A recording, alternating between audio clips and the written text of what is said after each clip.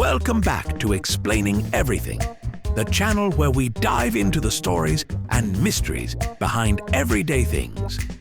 Today's question comes from one of our curious viewers, Totally Not Mark 23. Thanks for the suggestion, Totally Not Mark. You asked, how is Inconel made? Now, if you've never heard of Inconel, don't worry, you're not alone. It sounds like the name of a suspicious new energy drink, but it's actually a family of superalloys designed to handle ridiculous heat and punishment.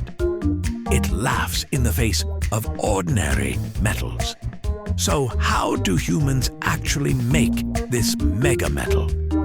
Let's break down the fiery, fascinating process of making Inconel right here on Explaining Everything.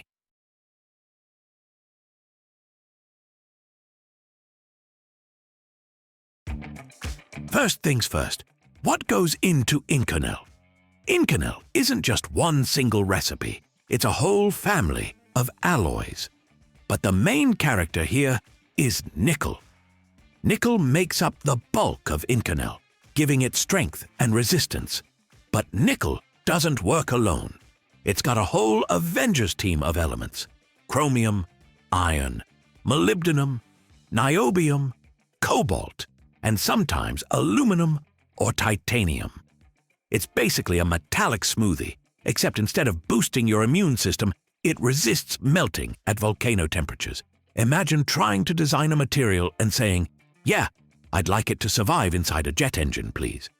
That's where Inconel's mix of ingredients comes in.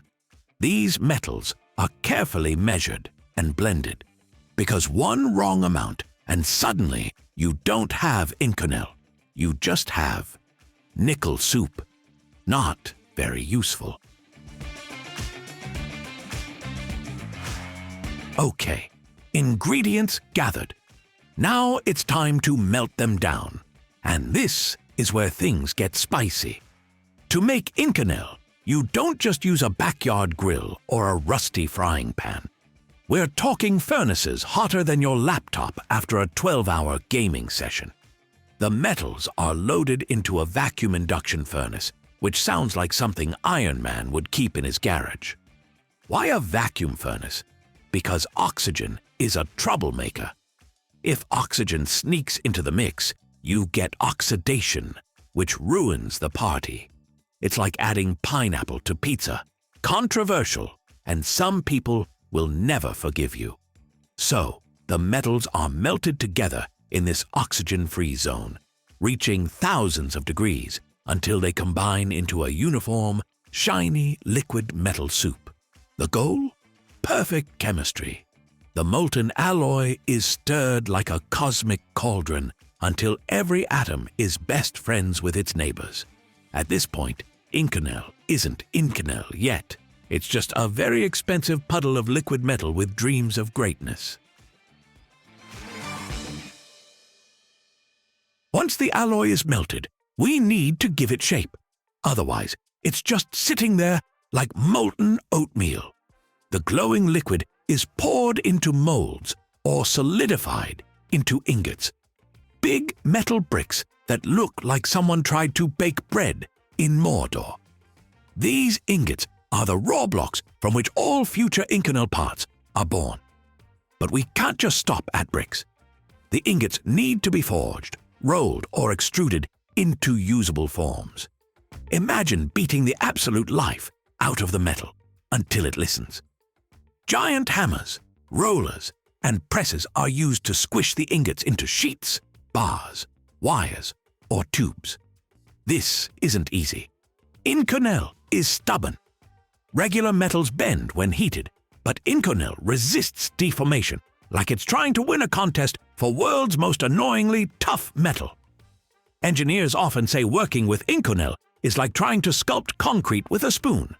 But eventually, with enough pressure and persuasion, the metal takes shape.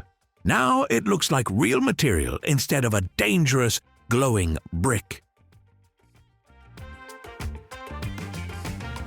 Here's where Inconel graduates from tough metal to super metal.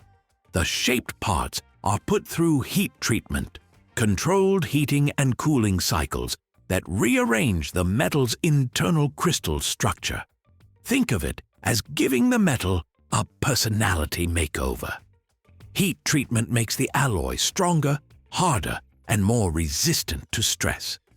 Without this step, Inconel would just be decent Conel. Sometimes the metal gets an aging treatment. No, not wrinkles and bad knees. In metallurgy, aging means holding the alloy at high temperatures for a long time, so tiny particles form inside. These particles strengthen the whole structure, kind of like adding rebar inside concrete.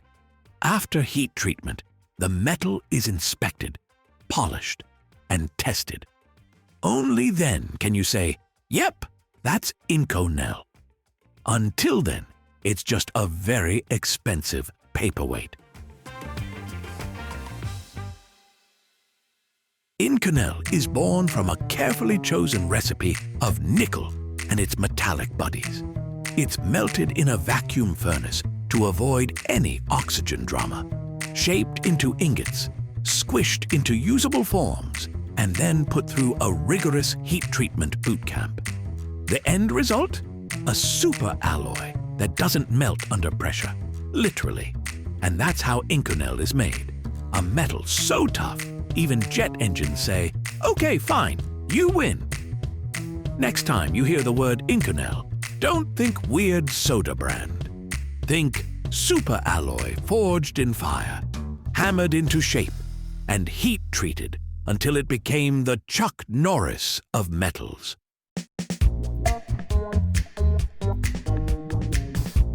If you learned something new about this superalloy, don't forget to like, subscribe, and maybe in the future we can build an Iron Man suit with this metal. Also, if you have suggestions for our next video, feel free to share them in the comments below. We'll be sure to give you an acknowledgement for your contribution. If you enjoyed this video, please check out our other bingeable channels. Thank you for tuning in, and join us next time here in the channel that answers all the why, what, who, where, and how questions you've always wondered about, here on Explaining Everything.